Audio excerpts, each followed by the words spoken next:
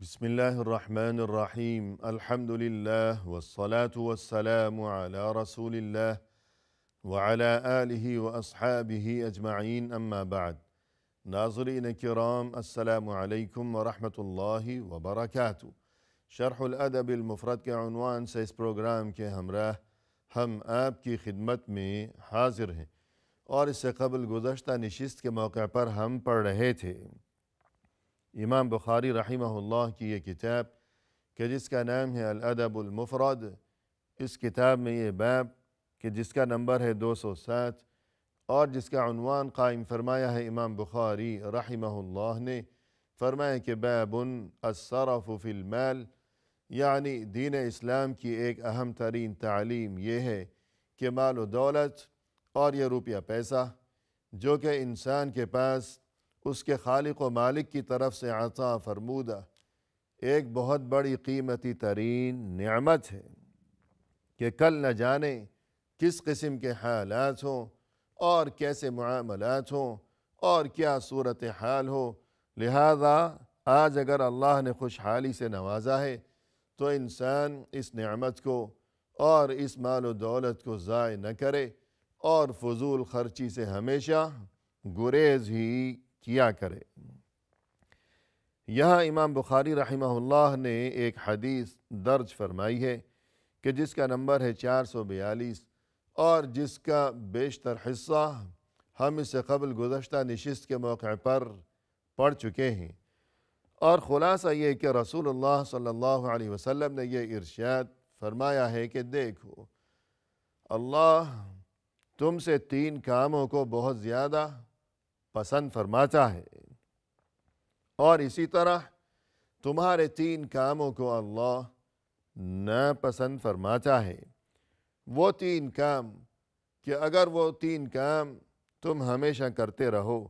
تو اللہ کو تمہاری یہ بات بہت ہی پسندیدہ اور محبوب ہے۔ تو فرمایا کہ پہلی چیز یہ کہ تم صرف اللہ کی عبادت کیا کرو، اور یہ کہ اس ایک اللہ کے ساتھ کسی کو کسی صورت ہرگز شریک نہ ٹھہرایا کرو، اور دوسرا کام یہ کہ تم ہمیشہ اللہ کے دین کو خوب مضبوطی کے ساتھ تھامے رکھو، اور یہ کہ آپ اس میں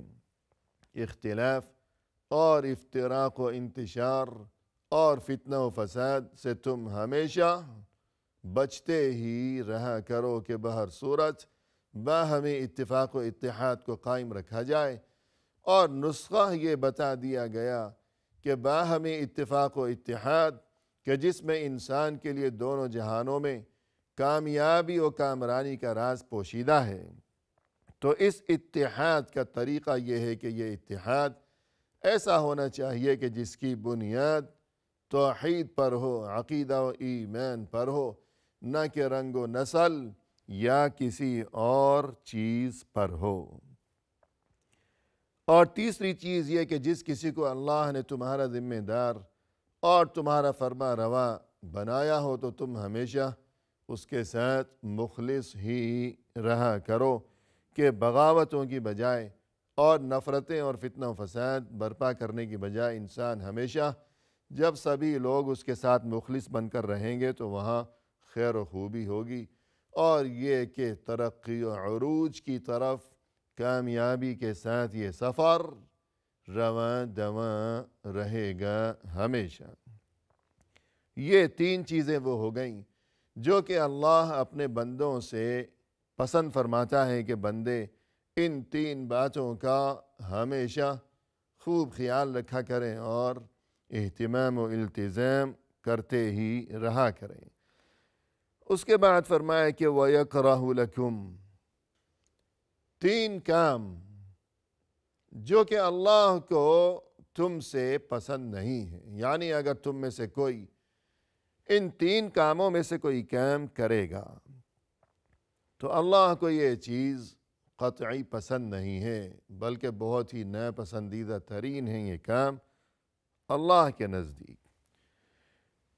پہلی بات یہ کہ قیل وقال، فضول گفتگو، فضول باتیں کہ جن کی کوئی حقیقت نہ ہو، کہ اس قسم کی فضول گفتگو میں انسان اپنے اوقات ضائع کیا کرے، برباد کرتا چلا جائے کہ جن میں نہ کوئی دین کا فائدہ ہو، نہ کوئی دنیا کا فائدہ، نہ کوئی آخرت کا فائدہ۔ جیسا کہ قرآن کریم میں اہل ایمان کی شان یہ بیان کی گئی ہے، اور ان کی علامات کے تذکرے کے ضمن میں ایک اہم ترین علامت یہ بیان کی گئی ہے اللہ عز و جل کی جانب سے کہ وَالَّذِينَ هُمْ عَنِ اللَّغْوِ مُعْرِضُونَ، کہ اہل ایمان اور اللہ کے جو خاص اور مقرب ترین بندے ہیں ان کی ایک علامت یہ ہے، ان کی شان یہ ہے کہ وہ لغو سے ہمیشہ بچا کرتے ہیں، لغو سے وہ اعراض کیا کرتے ہیں، بچتے ہیں۔ لغو یعنی کوئی ایسی بات یا کوئی ایسا کام کہ جس میں نہ کوئی دین کا فائدہ ہو اور نہ ہی کوئی دنیا کا فائدہ ہو، تو ایسے کام کرنا بیکار، اور اس قسم کی باتیں کہ جن میں کوئی فائدہ نہیں، اور یہ وقت جو کہ انسان کے لیے بہت ہی قیمتی ترین چیز ہے، یہ وقت کے زندگی کا دوسرا نام ہی در حقیقت وقت ہے، کہ انسان کی یہ زندگی یہ کیا چیز ہے؟ یہ تو وقت ہی ہے کہ یہ آتی جاتی سانسیں،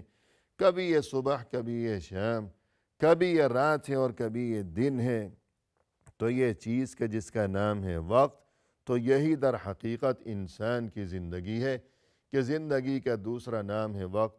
تو انسان کو چاہیے کہ وقت کو ضائع نہ کرے اور اس کی قدر و قیمت کو خوب وہ پہچانے اور سمجھے۔ تو یوں فضول باتیں کرنا، اور بالخصوص مزید یہ کہ وہ فضول باتیں اگر اس قسم کی ہوں کہ جن میں کسی کی دل آزاری کا پہلو پایا جاتا ہو، کسی کا مذاق اڑایا، کسی کا دل دکھایا، کسی پر جھوٹا الزام لگایا، کسی کی غیبت کی ہے، چغلی کی ہے، تو اس قسم کی برائیوں پر مشتمل اگر وہ فضول گفتگو ہوگی تو یقیناً یہ اور زیادہ بڑی برائی اسے تصور کیا جائے گا۔ اور یہ کہ اس سے قبل حکم یہ دیا گیا کہ باہمی اتفاق و اتحاد کو ہمیشہ قائم اور برقرار رکھا جائے بہر صورت اور بہر قیمت، لیکن اگر فضول گفتگو ہوگی کہ ہنسی مذاق کہ بہت سے لوگ، بہت سے دوست بسا اوقات ایک ساتھ بیٹھے ہوتے ہیں کسی جگہ کہ بڑی گہری دوستی ہے کہ ایک ساتھ اٹھنا بیٹھنا، ایک ساتھ یہ نشست و برخاست کے یہ سلسلے، ایک ساتھ کھانا پینا اور گھومنا پھرنا، یہ تمام تر معاملات، لیکن ہنسی مذاق میں بعض اوقات کسی کی زبان سے کوئی ایسی بات نکل جاتی ہے کہ جو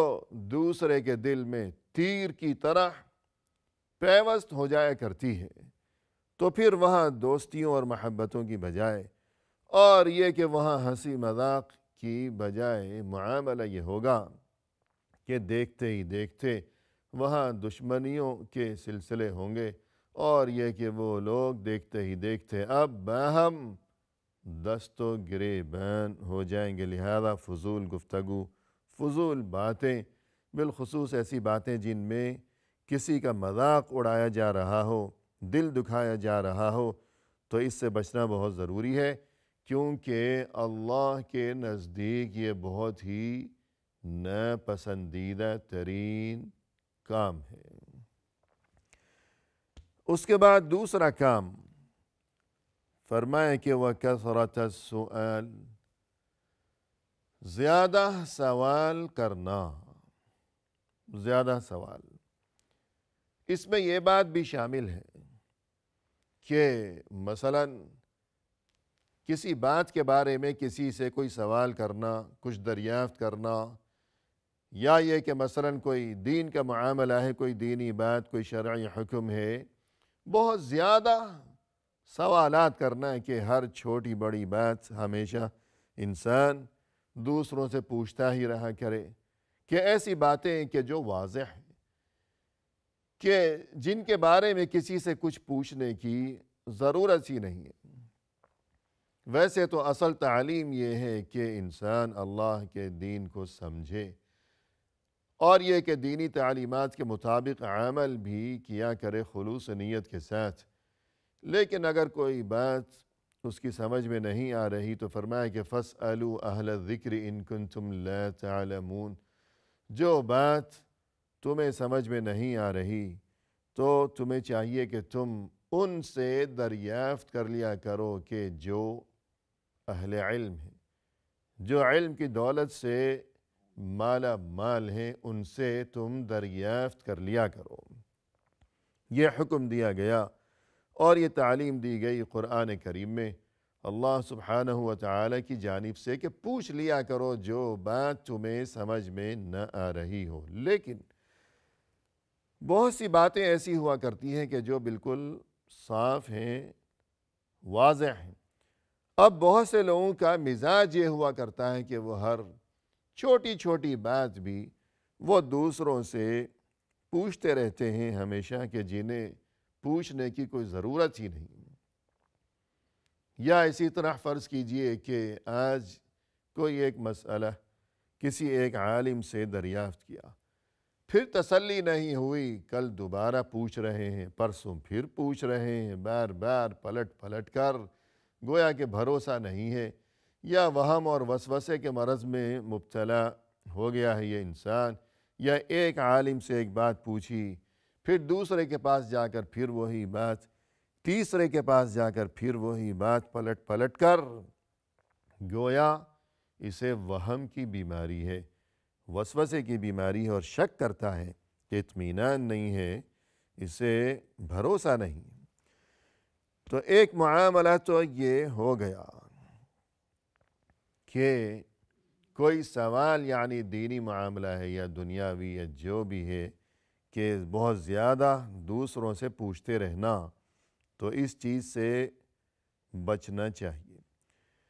نیز یہ کہ بقول اہل علم یہ جو زیادہ سوال کرتے رہنا کہ جس سے منع کیا گیا، اور یہ بات بتائی گئی ہمیں یہاں اس حدیث میں کہ یہ بات، یہ چیز اللہ کو پسند نہیں ہے کہ انسان زیادہ سوال کیا کرے، تو اس کے یہ معنی بھی ہیں کہ سوال سے مراد یہ ہے کہ کسی سے کچھ مانگنا، کہ انسان قرض مانگ رہا ہے، ادھار مانگ رہا ہے، روپیہ پیسہ مانگ رہا ہے کسی سے، تو یوں ہمیشہ ہی مانگتے رہنا کہ انسان نے اپنی عادت بنا لی ہو اور یہ اس کا مزاج بن چکا ہو کہ محنت و مشقت سے وہ جی چراتا ہو، کام کاج سے وہ جی چراتا ہے، اور یہ کہ اگر کوئی کام اسے ملتا ہے تب بھی یہ بات اس کے مزاج میں گویا کہ رچ بس چکی ہے کہ محنت کی کیا ضرورت ہے، کہ جب کسی سے کچھ مانگوں گا، دو بول بولوں گا، اسے ترس آ جائے گا، اور یہ کہ وہ آرام سے نوٹ نکال کر میری جیب میں ڈال دے گا، تو پھر مجھے کیا مصیبت پڑی ہے کہ میں بھاگ دوڑ کروں، جد و جہد کروں، خون پسینے بہاؤں۔ لہذا بہت سے لوگوں کی عادت یوں بگڑی ہوئی ہوتی ہے، جبکہ دین اسلام کی تعلیم یہ ہے کہ کسی سے کچھ نہ مانگا جائے۔ انسان کبھی کسی کے سامنے دست سوال دراز نہ کیا کرے، صرف اللہ سے مانگے، اور اسی اللہ پر مکمل بھروسہ کرتے ہوئے انسان محنت و مشقت کا راستہ اپنایا کرے۔ محنت و مشقت کو انسان اپنا شیوہ و شعار بنائے رکھے ہمیشہ تا دم آخر، اور عزت کے ساتھ جینا سیکھے، کہ ذرا ذرا سی ضرورت کے لیے انسان اپنی عزت کو نیلام کرتا پھرے، آج اس سے مانگا، کل اس سے مانگا۔ اس چیز سے نہایت سختی کے ساتھ دین اسلام میں منع کیا گیا ہے، اور یہ تعلیم دی گئی ہے کہ انسان اگر کسی پریشانی کا شکار ہو کر رہ گیا ہو، کہ تنگ دست ہو گیا اور یہ کہ مجبوری آ پڑی ہو، تو انسان کو حکم یہ ہے کہ جہاں تک ہو سکے وہ کسی بھی صورت وہ اپنا گزارا چلانے کی کوشش کرے۔ ایک روٹی کھایا کرتا تھا لیکن اب حیثیت نہیں رہی، حالات تنگ ہو گئے، تو آدھی روٹی سے گزارا چلائے، جہاں تک ممکن ہو کسی سے کچھ نہ مانگے۔ ہاں البتہ یہ کہ اگر کوئی بہت زیادہ مجبور ہو گیا ہو خدا نخواستہ، تو کوئی ایسا انسان اس کے ملنے جلنے والوں میں کہ جس کے بارے میں اسے یہ قوی امید ہو کہ یہ میری مدد پر قادر ہے، کہ یہ خوشحال قسم کا انسان ہے، اس کے پاس حیثیت ہے، گنجائش ہے، کہ ایسا نہ ہو کہ وہ خود بیچارہ ضرورت مند ہو اور یہ جا کر اسے پریشان کرے، ایسا نہ ہو۔ بلکہ پہلی بات تو یہ کہ اسے یہ یقین حاصل کرنا چاہیے، معلومات کر لینی چاہیے کہ وہ میری مدد پر قدرت رکھتا ہے۔ اور دوسری بات یہ کہ وہ مخلص اور ہمدرد قسم کا انسان محسوس ہوتا ہے۔ تو اب انسان اگر بہت ہی مجبوری کا شکار ہو گیا ہو تو یہ اسے جا کر اپنی مجبوری بیان کرے اور مدد کی درخواست کرے، تو اس میں کوئی حرج نہیں ہے، اس لیے کہ بولے گا تبھی تو کسی کو اس کی مجبوری کا علم ہو سکے گا، ورنہ یہ کہ بولے گا ہی نہیں، بتائے گا ہی نہیں، تو کسی کو کس طرح یہ بات معلوم ہو سکے گی۔ لیکن ایک اہم ترین تعلیم یہ کہ جب ایک بار بتا دی، اپنی مجبوری بیان کر دی اور مدد کی درخواست کر دی، تو اب بار بار اسے پریشان نہ کرے، دوبارہ اس کے سامنے جا کر سوال نہ کرے کہ اسے ایک بار بتا دیا گیا ہے۔ اب یہ کہ اگر وہ مناسب سمجھے گا تو کچھ کرے گا، مدد کرے گا، انتظام کرے گا، ورنہ یہ کہ اگر اس نے کچھ نہیں کیا تو انسان کو سمجھ جانا چاہیے کہ عقل مند کے لیے اشارہ ہی کافی ہے کہ وہ انتظام نہیں کرنا چاہتا، مدد نہیں کرنا چاہتا، کوئی اس کی مجبوری ہوگی یا کوئی بھی وجہ ہوگی، لہذا اب بار بار جا کر اسے پریشان نہ کیا جائے۔ جیسا کہ قرآن کریم میں فرمایا کہ يَحْسَبُهُمُ الْجَاهِلُ أَغْنِيَاءَ مِنَ التَّعَفُّفِ تَعْرِفُهُمْ بِسِيمَاهُمْ لَا يَسْأَلُونَ النَّاسَ إِلْحَافًا، کہ بہت سے لوگ ضرورت مند ہوا کرتے ہیں لیکن چونکہ وہ کسی سے کچھ مانگتے نہیں ہیں تو دیکھنے والے یہ سمجھتے ہیں کہ یہ تو خوشحال ہے، حالانکہ وہ خوشحال نہیں ہوتے۔ لہذا اس قسم کا انسان اگر کبھی مجبوری میں مبتلا ہو گیا تو بس کسی کو ہلکا سا اشارہ دے دے، بار بار کسی کو پریشان نہ کرے۔ آخری بات اس حدیث میں جو کہ اللہ کو پسند نہیں ہے وہ 3 کام، ان میں سے آخری کام یہ کہ وَإِضَاعَةِ الْمَالِ،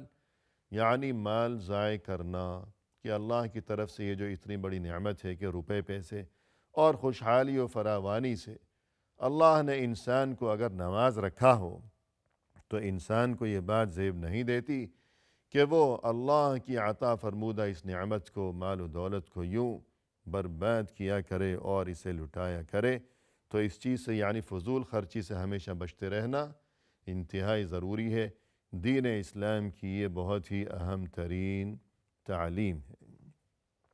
اسی کے ساتھ ناظرین کرام یہ اہم ترین حدیث بھی مکمل ہو گئی۔ ہمیں دیجیے اجازت، فی امان اللہ، وآخر دعوانا ان الحمد للہ رب العالمین۔